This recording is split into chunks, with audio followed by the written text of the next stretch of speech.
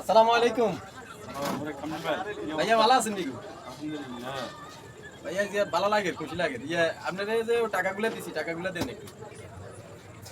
ও ভাই, আপনি টাকা দিয়ে গেছেন, এই নেন আপনার টাকা গুনি রাখছি, টাকাটা নেন।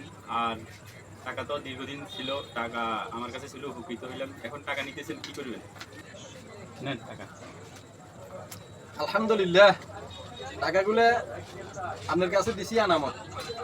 তো আনামতের জিনিস আপনি খেয়ানত করেন না, চাওয়ার সাথে সাথে আপনি দিয়ে দিয়েছেন, এই জন্য আপনাকে ধন্যবাদ। তো এই টাকাটা আসলে আপনার থেকে আমি এখন নিতাম না, এই টাকাটা এখন নিতেছি।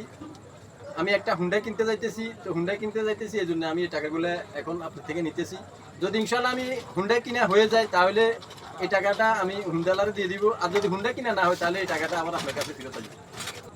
ঠিক আছে ভাই, আলহামদুলিল্লাহ। আপনি যে উদ্দেশ্যে যাইতেছেন, আল্লাহ তাআলা আপনার উদ্দেশ্যকে সফল করুক। দোয়া রইল আপনার জন্য।